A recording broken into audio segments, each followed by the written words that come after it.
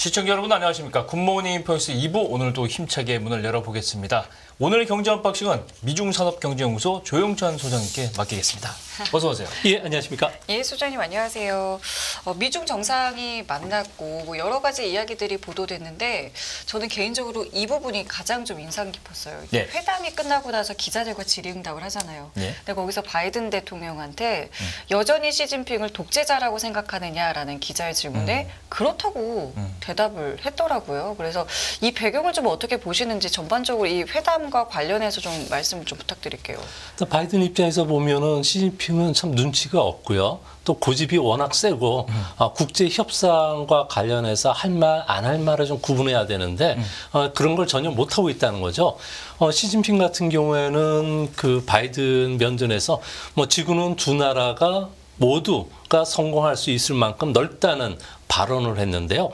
이는 미중이 지구를 나눠서 통치하자. 그러니까 제3세계에는 중국 편에 줄을 서라는 이야기거든요. 네. 이는 미국 입장에서는 그리스의 그 펠로폰네소스 전쟁 당시에 스파르타와 그리고 아테네 동맹이 이제 치열하게 전쟁을 했듯이 그런 상황으로 몰고 가자는 의미로 받아들였다는 거죠. 네. 이는 2013년 6월 달에 시진핑이 미국을 방문하면서 오바마 대통령에 의해서 한 이야기가 있죠. 네. 태평양은 두 나라를 수용할 수 있을 정도로 넓다. 같은 얘기네요. 그러니까 신형대국 관계보다도 더 한 발, 더 선을 넘은 상황이라는 거죠. 이렇게 되면은 그동안에 미국과 서방 국가들이 2차 세계대전 이후에 규칙에 기반한 국제 질서라든지 예. 현상을 절대 변경시키지 말고 미국의 패권에 도전하지 말라는 그 무언의 그 규칙을 중국이 깨겠다는 것을 공식적으로 이야기를 했다는 겁니다. 예. 특히 그 정상회담 기간 동안에 절반 정도가 대만 문제하고 협의가 됐었는데 시진핑은 절대 주장을 굽히지 않았는데요. 그런데 바이든 같은 경우에 손에 쥐고 있는 메모를 읽으면서 상당히 억제된 이야기만 계속 했다는 거죠. 이는 서로 그 회담 뒤에 옥신각신할 그 빌미를 주지 않기 위해서인데 반면에 시진핑은 미래에는 반드시 대만을 통일시키겠다.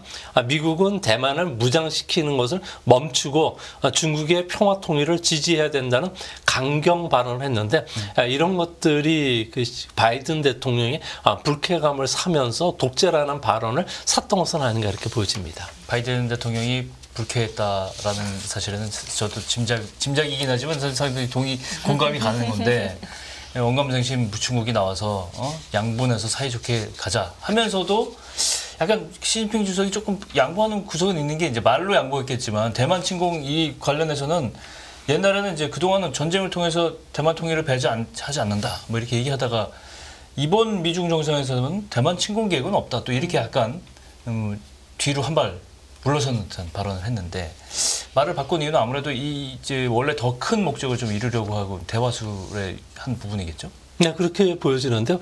시수석 같은 경우는 2020년 들어와 가지고 중국이 미국을 대신해서 네. 세계 제일 경제 대국이 되겠다.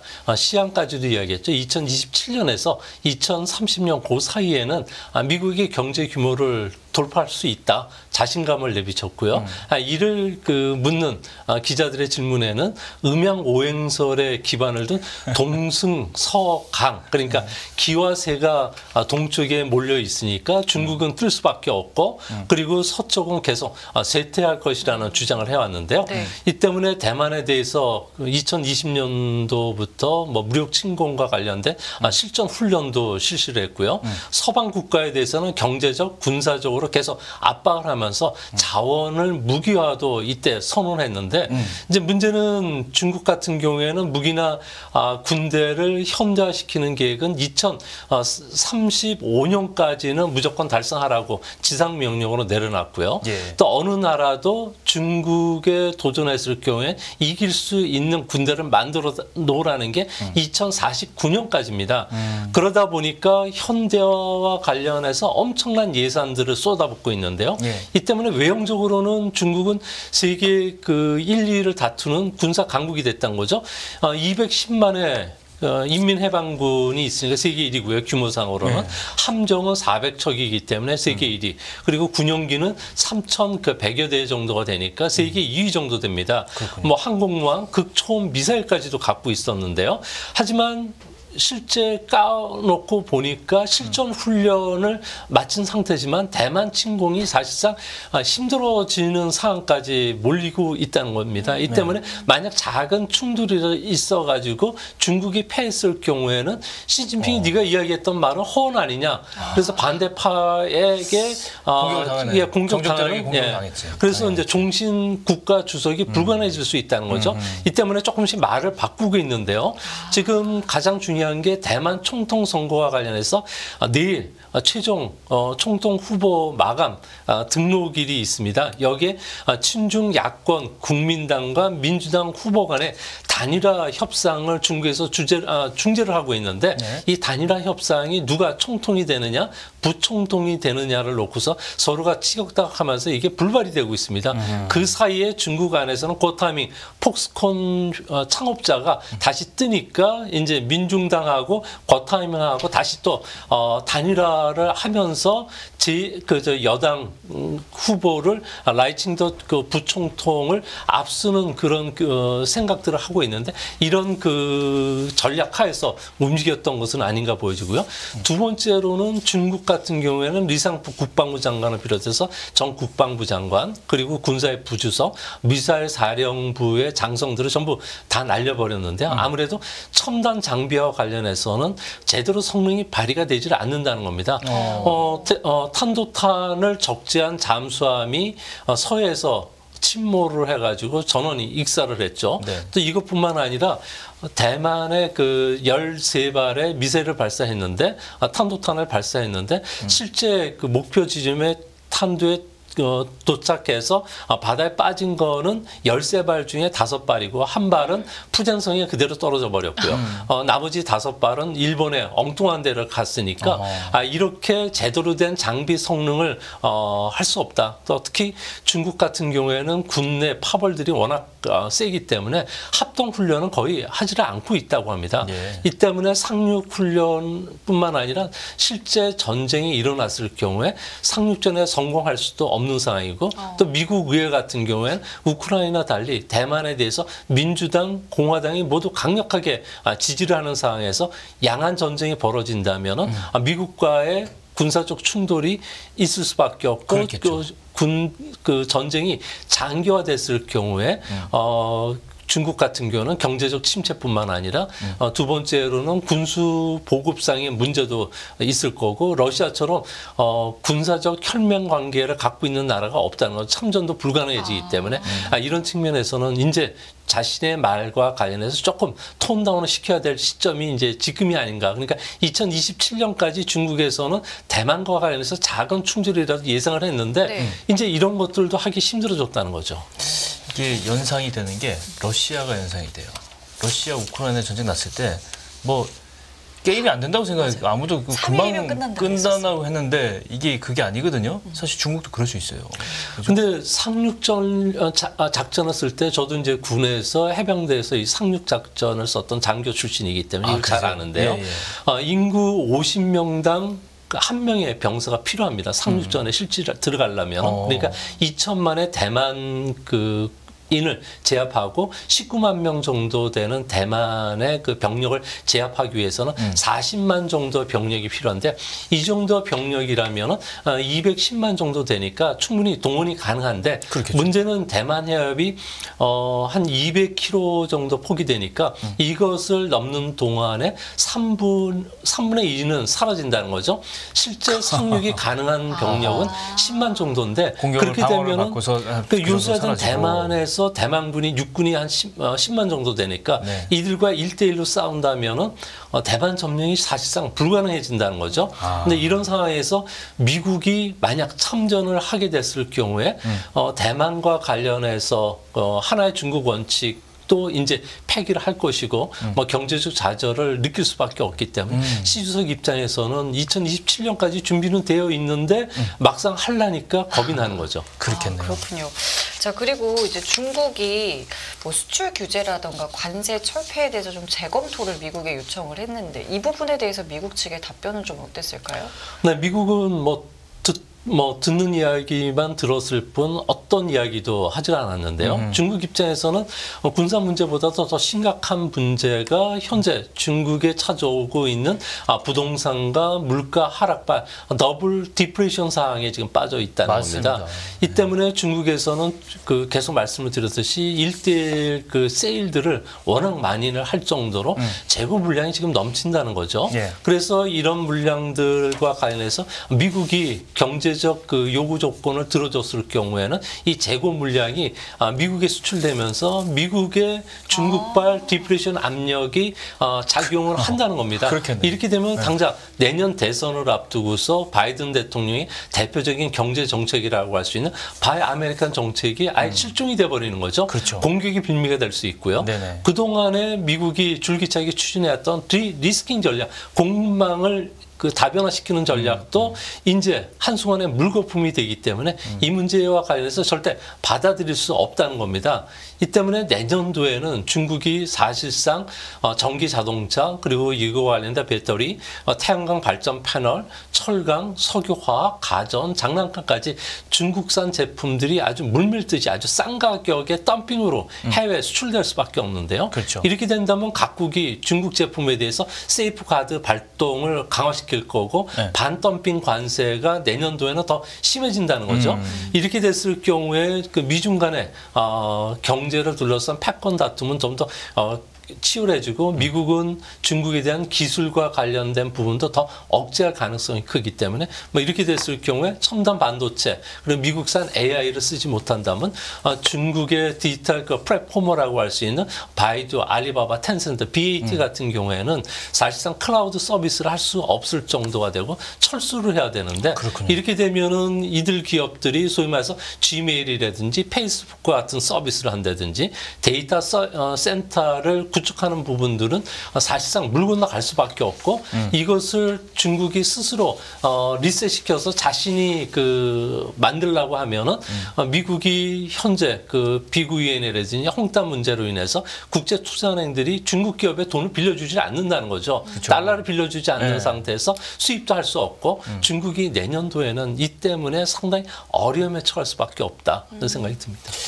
이렇게 되면 이제 디플레이션이 장기화되고 더블 딥이 오는데 그렇게 되면 일본처럼 장기 불황을 겪을 가능성도 중국에게는 크게 이제 나타나고 있어요. 근데 중국은 빨리 비상 대책을 써야 되는데 왜 안 쓰는 겁니까? 이게 뭐 이럴 때 보통 하는 방법들이 있잖아요. 네, 그렇습니다. 더블 디플레이션에 빠지면은 뭐 일본처럼 노력을 좀 해야 된다는 거죠. 사회 보장 시스템과 관련해서는 예. 좀 개혁이 좀 빨라져야 되는데 중국 같은 경우는 호구 제도가 도시와 농촌으로 부분이 돼 있습니다. 뭐 도시는 그나마 좀 갖춰져 있는데 그것도 지방 도시들을 갔을 경우에는 그 노인들에게 그 의료비가 50위에니까 우리나라 돈으로 해서는 뭐 한 10,000원 조금 넘는 돈을 지급밖에 안 한다는 거죠. 그래요.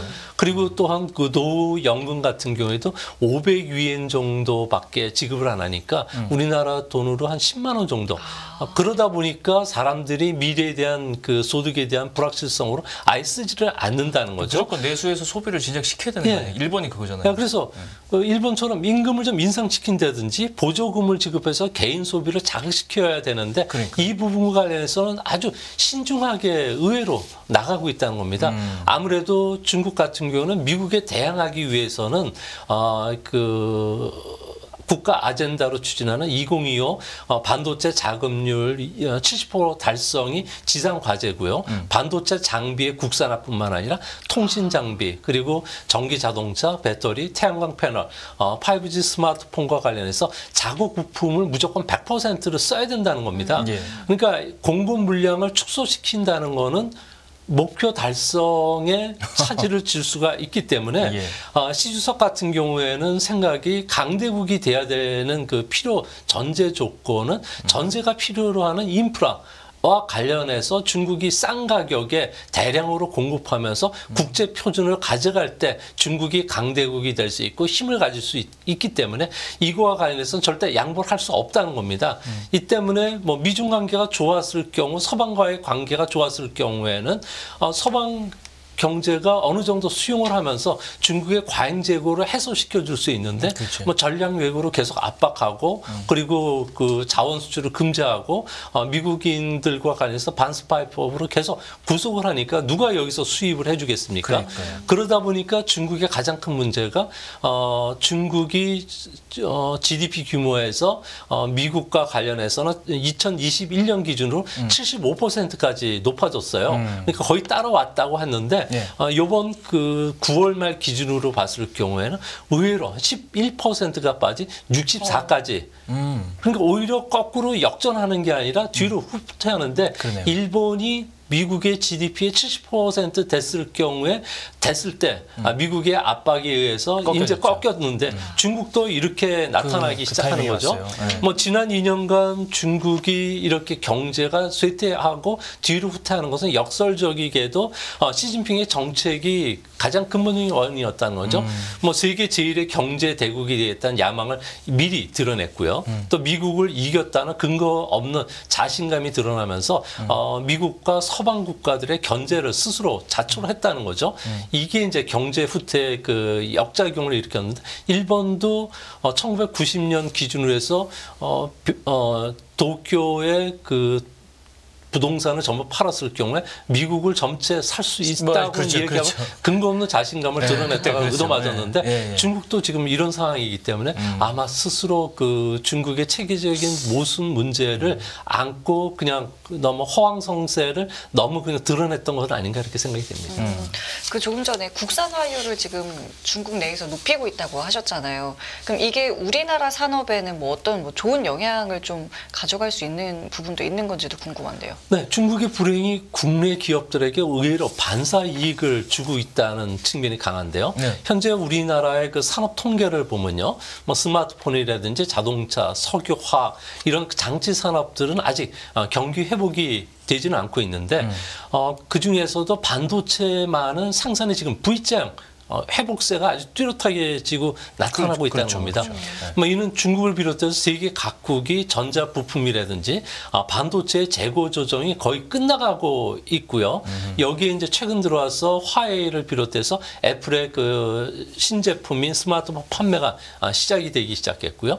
2020년도부터 실질적으로 코로나 기간 동안에 구입했던 PC들이 일부 PC에 대해서는 지금 교체 주기가 이제 서서히 돌아오고 있다는 겁니다.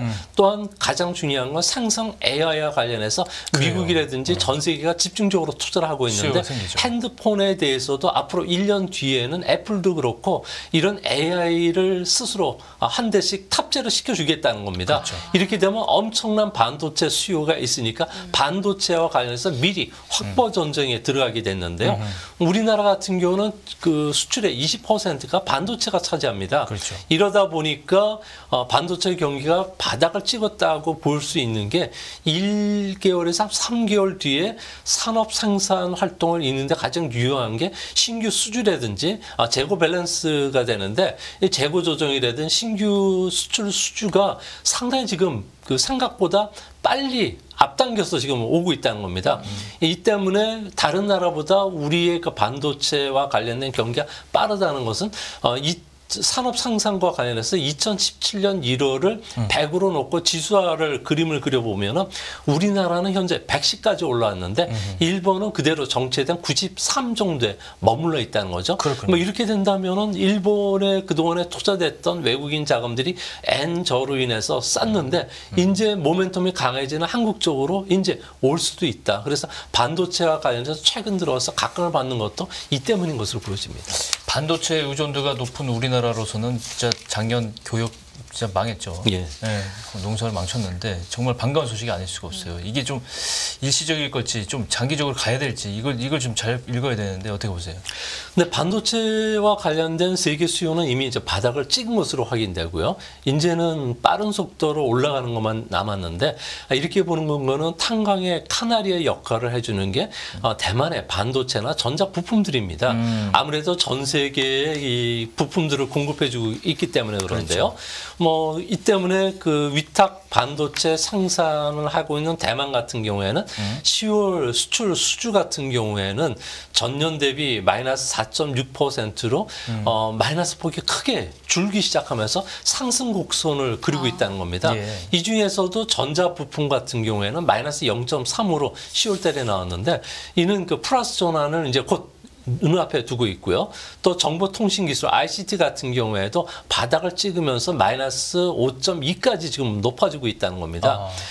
이를 이제 대표적으로 볼 수 있는 게 전 세계 최대 반도체 그 수탁 생산 기업인 TFC MC 같은 경우에도 10월 매출액이 전년 동월 대비해서 무려 15.7% 그러니까 두 자릿수 증가세를 갑자기 돌아섰다는 겁니다. 네. 월간 단위로는 사상 최대 수준이 되고요. 네. 또 아이폰을 생산하는 홍하이 정밀공업 같은 경우에는 10월 매출액이 그 9월보다는 15%포인트나 높아진 마이너스 4.6까지 회복이 됐다는 겁니다. 복수공 매출이 좀 나아졌군요. 그나마 좀. 네, 그러니까 실적이 지금 분명히 회복이 되고 있다는 거고요.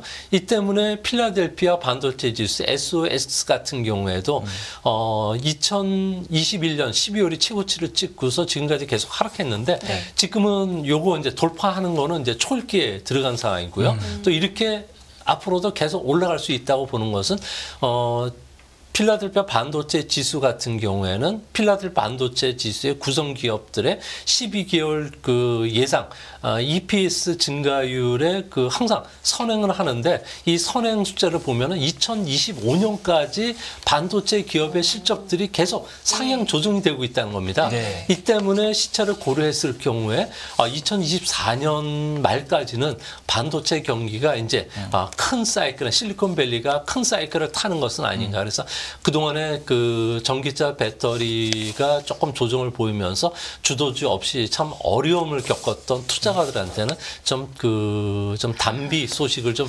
전해주지 않을까. 우리 경제에도 좋은 호재 역할을 해주지 않을까 이렇게 그렇죠. 보입니다. 예.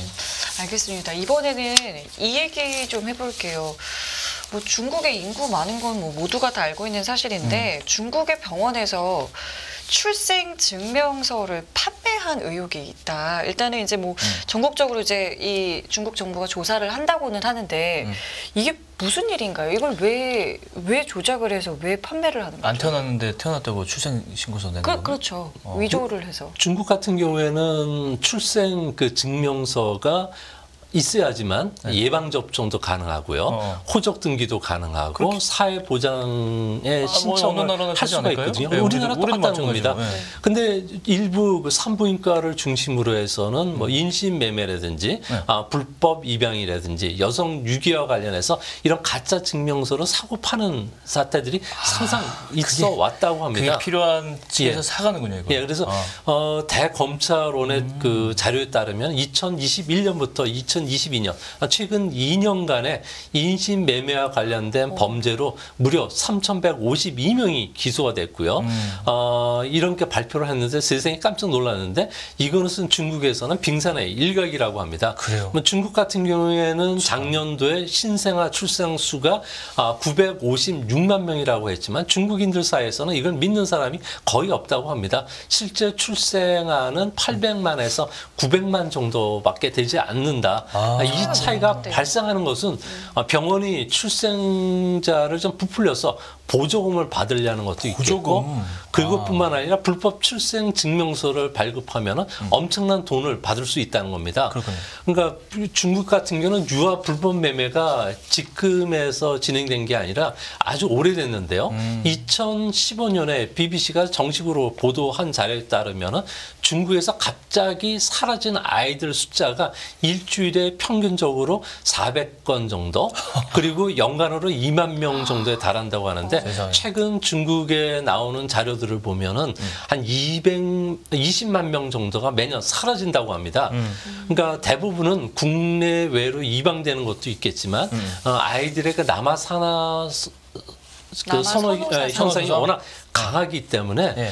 남자 아이와 관련된 브로커들이 받는 돈들이 무려 남자 한 명당 1,800만 원, 예. 그 여성들 같은 경우는 900만 원 정도 된다고 합니다. 예. 그러니까 이게 중국 같은 경우에는 가장 부패가 심한 곳이 의료계가 되는데요. 의료계 같은 경우에도 이런 뇌물이라든지 횡령이 사라지지 않는 이유 중에 하나가 4,000년서부터 계속 내려왔던 관행으로 지금 정착이 되고 있다고 합니다. 중국에는 440만 명 정도 엄청난 의사가 있고요. 네. 540만 명 정도 간호사도 있고 네. 이것뿐만 아니라 병원에 인원 미상의 행정 인력들이 있는데 그렇죠. 이들이 노동에 따른 마땅한 보상을 지금 못 받고 있다고 합니다. 그러니까 1급 국립 병원들, 그러니까 각 성시의 대표 병원들 같은 경우는 의사 연봉이 15,000달러 정도 되니까 중국인의 평균 소득이 한 3,000달러 정도 되는 거예요. 보통 수준이라는 거죠. 네. 근데 미중 간의 1인당 GDP는 5배 정도 차이가 나는데 그렇죠. 미국인들 같은 경우에는 평균 연봉이 의사가 35만 달러니까 중국과 비교해 보면 상대가 23배 정도 차가 난다는 거죠. 네. 간호사는 더 하겠죠. 네. 그렇다 보니 행정 직원들 같은 경우에는 뭐 특정 기업의 이익을 좀 봐주면서 의료기기 수입을 한다든지 약품 수입하면서 부패가 이루어질 수밖에 없겠네. 리베이트를 받는데 이 리베이트 가지고도 부족하니까 이런 출생 증명서를 발급해 주면은 1,000만 원 이상 받는데 누가 이걸 안 하겠습니까? 그러니까 이런 문제를 해결하지 않고 의사나 병원만 때려잡는다고 하니까 이게 사라지지 않는다는 거죠. 어떤 곳은 이 의료인들의 대우가 너무 과해서 문제고 어떤 곳은 그렇지 못해서 문제고 참 문제가 많네요, 이것도. 의료 문제도 그렇긴 한데 이 문제 좀 더 얘기를 해보고 싶긴 한데 지금 우리가 사실 산업 얘기를 하다 이 얘기 넘어와서 산업 얘기가 빠뜨린 게 하나 있어요. 지금 중국 자율주행차하고 전고체 배터리 이 얘기를 안 할 수가 없는데 시간 맞춰서 한번 좀 이거 좀 설명해 주세요. 네, 중국 같은 경우는 전기 자동차를 넘어서 이제 자율주행 자동차 네. 그리고 전고체 배터리와 관해서 앞으로 신성장 산업으로 키우겠다는 겁니다. 그 중에서도 자율주행 자동차와 관련해서는 중국이 잘하는 게 있죠. 대규모 물량 공급을 통해서 가격을 싸게 하겠다. 그러니까 자율주행 자동차 같은 경우에는 기본적으로 어느 정도 수준의 레벨 3나 레벨 4 정도 들어가면 1억이 넘어가는데 중국은 4,500만에서 4,800만 원 정도에 맞춰주겠다는 거죠. 네. 이렇게 돼서 공급되는 거를 가지고 야간에 택배를 한다든지 항만의 자율주행 그 트럭을 한다든지 도로 청소차라든지 지게차 쪽에 사용을 하겠다고 하면서 뭐 현장의 노동 부족 문제도 해결시켜 주겠다고 했는데요.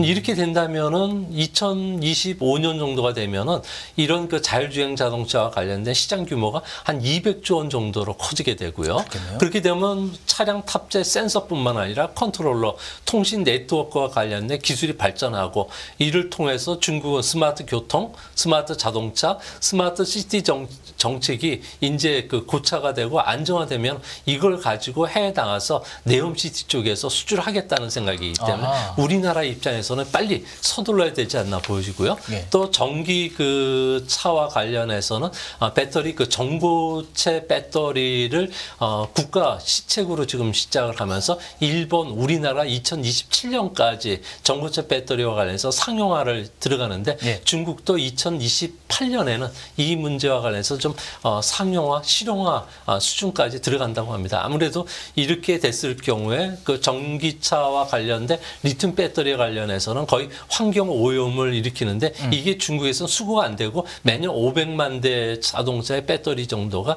그냥 그 땅에 묻히면서 환경 오염이 심하다고 합니다. 그렇겠네요. 이렇게 되면은 전기 자동차와 관련된 가격을 한 20% 다운시킬 수 있고 그리고 전기 자동차 그 배터리 용량을 2배 정도 키울 수 있기 때문에 가격도 떨어지고 용량도 커지는 전고체와 관련해서 중국이 사활을 걸고 추진한다고 합니다.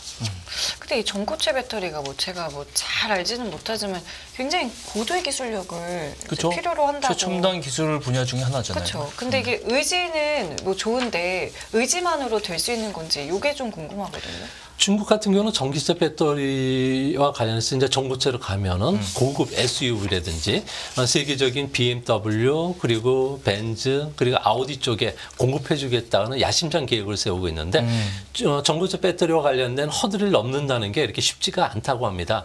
아무래도 충반전을 계속하다 보면 전고체도 깨질 수가 있고 그렇겠죠. 이렇게 되면은 균열이 생기면 폭발도 일어날 수 있는데 문제는 이런 물리적으로 현재 중국 힘으로는 부드럽고 밀착도가 높지만 깨지지 않는 전고체 배터리를 개발하는 것은 불가능하다고 하고 있고요.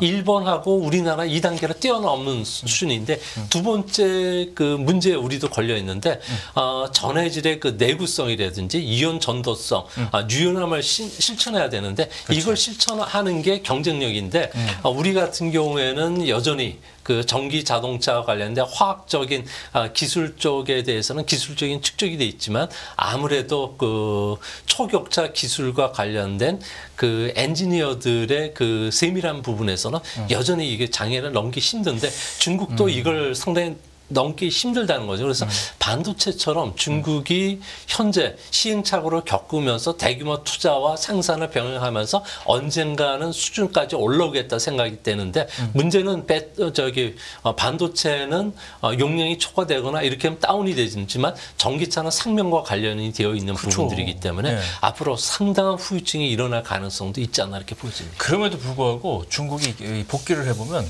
어려운 기술도 다 따라왔어요. 거진 것이 한 8, 90% 따라와서 싼 값에 세계를 제패하고 이렇게 겪은 그렇게 지내온 나라입니다. 이걸 안심하면 안 될 것 같아요. 맞아요. 어떻게 네. 될지 또 모르는 일이니까요. 자, 오늘도 중국의 한 주간의 이슈 조영찬 소장님과 알아봤고요. 저희 다음 주에 또 뵙겠습니다. 고맙습니다. 고맙습니다. 네, 깊이가 다른 경제 뉴스 연합뉴스 경제TV 경제 언박싱 오늘 여기서 마무리하겠습니다. 네, 시청해주신 여러분 감사드리고요. 저희는 내일 이 시간에 다시 찾아뵙겠습니다. 지금까지 김경훈 성김이었습니다. 고맙습니다.